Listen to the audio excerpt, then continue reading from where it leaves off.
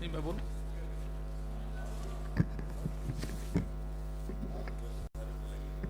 माननीय उपाध्यक्ष महोदय,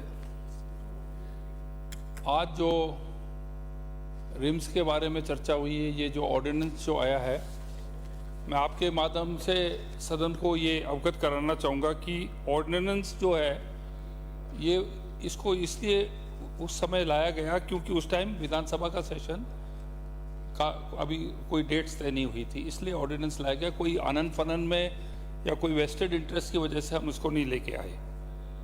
RUHS के बारे में बात किया, जैसे कि RUHS बंद हो जाएगा, इसका पूरा जो खर्चा है वो खत्म, मतलब जो भी पर्पस RUHS का है वो जो है वो वैसा का वैसा ही रहेगा। इसके अंदर जो रिम्स को अलग से हम ले जा रहे हैं, इसके अंदर जो अब RUHS कंटिन्यू करेगा प्योर यूनिवर्सिटी की तरीके से।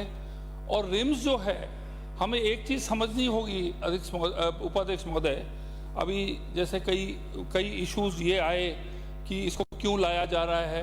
अब एम्स बनने में, अब रविंदर जी ने अभी बोला था कि जसवंत सिंह जी उस समय पावर में थे, हमारी सरकार थी केंद्र में, और पश्चिमी राजस्थान के अंदर एम्स को ले गए वो, और जोधपुर और उस क्षेत्र को बहुत भारी लाभ मिला। अब आप देखा जाए कि हमारी जो पूरी जो इकोनॉमी है राजस्थान की, वो लगभग जयपुर के 200 किलोमीटर दायरे रेडियस के अंदर है। हमारी जो क्रक्स, हमारी जो पूरी राजस्थान का जो इकोनॉमी जो है, हमारा जो रेवेन्यूज हैं, हम चाह रहे हैं कि जो रिम्स को हम बनाएंगे वो हमारा पहला कदम होगा। आज आप देख लीजिए SMS जो बना है आपके, जिस समय ये बिल्डिंग्स बनी थी उस टाइम 2 लाख की आबादी थी, आज जयपुर की आबादी 42 लाख हो गई है। मनोज जी कह रहे कि कई लोगों ने कहा वहाँ पे OPD नहीं है, वहाँ पर ये नहीं है, और वहाँ में ये सर्विसेज नहीं मिलती है। एक तरीके से देखा जाए कि जो मुख्यमंत्री जी ने जो निर्णय लिया था कि भौगोलिक दृष्टि से जयपुर इतना बड़ा शहर हो गया है कि हम एक दूसरे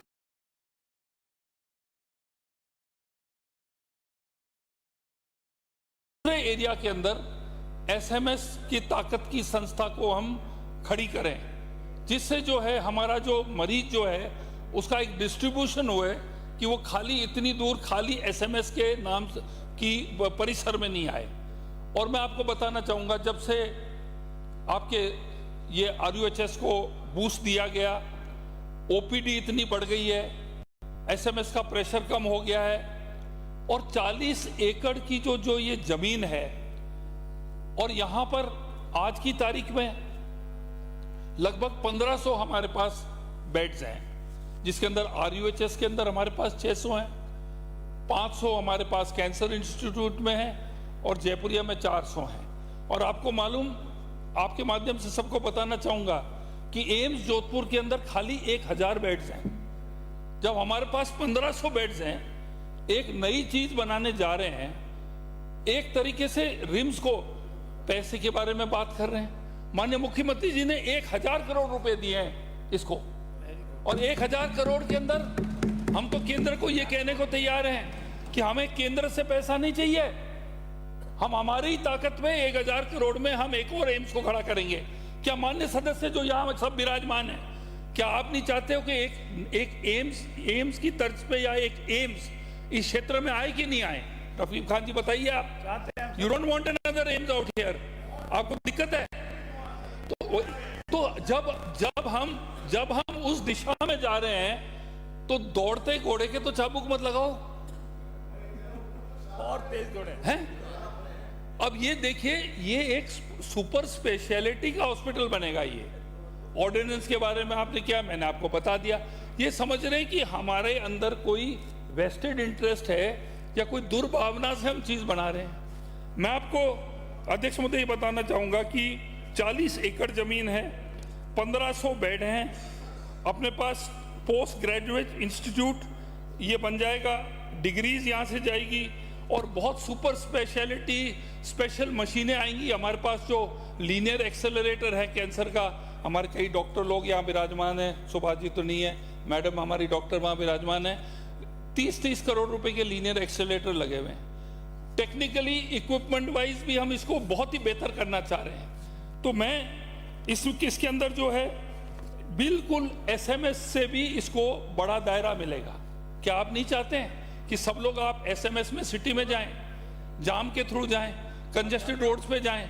आप लोग कितने लोग इस भौगोलिक दृष्टि से इस एरिया में रहते हैं, आपको फायदा नहीं होगा? इसको मैं आप थोड़ा अपना जो सोच है उसको छोटी मत रखो। एक अच्छा कदम ले रहे हैं, एक अच्छी दिशा में हम जा रहे हैं। और आप देखिए कि आपका एनसीआर एरिया कितना डेवलप हो रहा है। आज सबसे भारी जो एक भौगोलिक दृष्टि से हमें जो भगवान ने सौगात दी है वो है Delhi Mumbai industrial corridor, NCR area. अगर राजस्थान के अंदर क्या 2/3 तो बालू है, डेजर्ट एरिया है, लेकिन जो हमारा प्रोडक्टिव एरिया जो है और जो इस लाइन में आपका हाईवे बन गया ना, दिल्ली में मुंबई वाला जो हाईवे, कोटा कितने घंटे में आप सभापति महोदय पहुंचते हैं? आप 4.5 घंटे में। और बंबई के लिए जाते हैं। तो ये कॉरिडोर जो है, ये जो ट्रेन चलने लग गई हैं, जो आपका एनसीआर एरिया से जितने भी लोग अपने उत्तर साइड में, अलवर साइड के, भरतपुर साइड के जमीनों के कितने भाव आपके बढ़ गए हैं। मेडिकल टूरिज्म इन थिंग है। आजकल बीमारियां बढ़ती जा रही है, आबादी भी बढ़ता जा रही है। तो मेडिकल टूरिज्म जो है, ये रिम्स जो है, ये आपका मेडिकल टूरिज्म को स्ट्रॉन्ग करेगा। आपका जो मुंबई और आपका जो दिल्ली का जो कॉरिडोर है, एनसीआर एरिया है, उसको स्ट्रेंथन करेगा मेडिकली। खराब चीज ये कैसी है, बुरी चीज ये कैसी है? कई विधायकों ने तो आज जनरल राजस्थान की हेल्थ के बारे में, सीएचसी पीएचसी भी आगे। आज जो है ये जो बिल है, it is not to do with CHC PHC sub centre, ये चीज अलग से है। राइजिंग राजस्थान के अंदर कितना पैसा आया आप देखिए मेडिकल टूरिज्म के अंदर, और किस क्षेत्र में आया? जोधपुर में तो नहीं गया, बाड़मेर में तो नहीं गया, सब इस क्षेत्र में आ रहा है। तो जो आप लोग जो इस सीकर से लेकर ये बेल्ट आप कोटा तक, ये जितना भी एरिया, जयपुर अजमेर, जो है, आपको खुश होना चाहिए कि ऐसी सुविधा आएगी जो आपके टूरिज्म को बूस्ट देगी, जो आपके इकोनॉमी को बूस्ट देगी, जो आपके मेडिकल को बूस्ट देगी। इसके अलावा आपके जो है एक एम्स बनने में सभापति महोदय लगते हैं 5 से 10 साल, फ्रॉम बिगिनिंग टू एंड। और एक एम्स की तर्ज पे एक आईआईटी टाइप का जो मॉडल, जो वो एक टाइप का मॉडल है, हम 2 साल में लाके खड़ी कर देंगे। फिर भी आप लोगों को अच्छा नहीं लग रहा है इसके अंदर? डॉक्टर सुभाष ने मुझे बोला कि आप तो बहुत पढ़े लिखे, डिग्री पर। I am not a doctor, आप लोग डॉक्टर हैं, और आपके सुझाव जो हैं दे वेरी गुड सुझाव, आपने अच्छे सुझाव दिए। लेकिन आप do not criticise for the sake of criticising. ये चीज जो है आपको बता रहा हूं,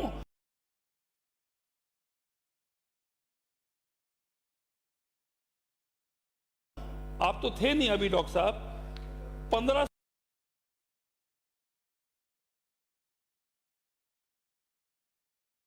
बेड्स होंगे हमारे रिम्स के अंदर, जबकि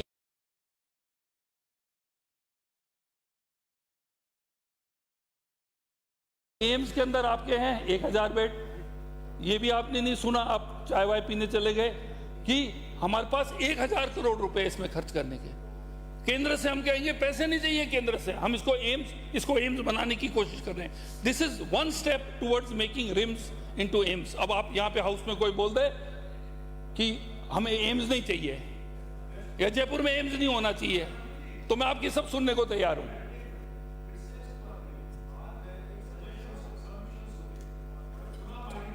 ब्रॉड माइंड। मेरा जो आशंका वो नहीं है। मेरी आशंका ये है कि जनरली बहुत सारी स्टेट गवर्नमेंट्स में ये प्रयास हुए हैं, मैं ये नहीं कह रहा हूं, लेकिन अल्टीमेटली क्या है कि कहते हैं ना वो ओल्ड वाइन इन न्यू बोतल, वो वाली चीज ना हो जाए। मैं इसकी आपकी मंशा पर शक नहीं कर रहा हूं, मैं तो केवल एक प्रोफेसर होने के नाते केवल ये कह रहा हूं कि इसको प्रोफेशनल वे में डेवलप करें। मंत्री महोदय, बहुत अच्छा है। मंत्री महोदय, बोलने वालों की सूची में एक भी डॉक्टर नहीं है, वक्ताओं की सूची में एक भी डॉक्टर नहीं है सुझाव देना। I can give you one assurance, this is not old wine in new bottles, it is new wine in new bottles। ठीक है ना? तो आप थोड़ा सा बड़ा सोच रखिए इसके अंदर, और इसको हम 2 साल में खड़ा कर देंगे। और ये जो है इसके अंदर जो माँ योजना आप देखिए साहब, माँ योजना के अंदर हमने पोर्टेबिलिटी जो खोल दी है,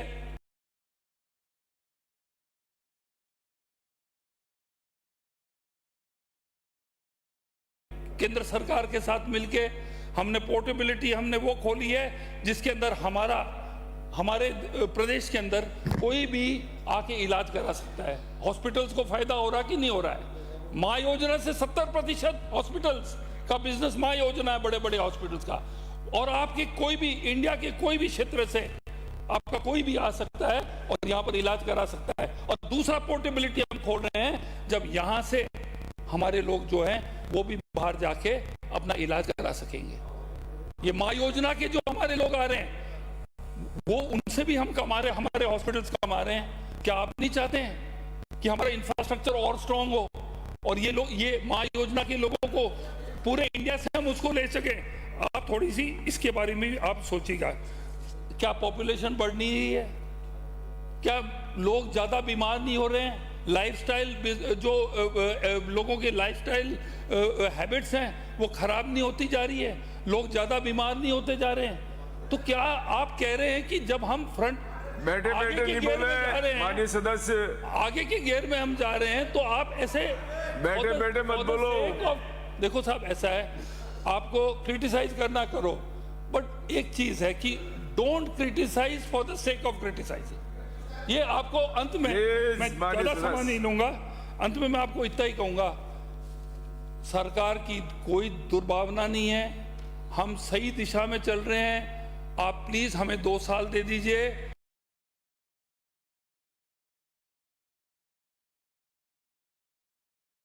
दो साल के बाद मेरा जो स्पीच या रिकॉर्ड होगा वो सुन लेना।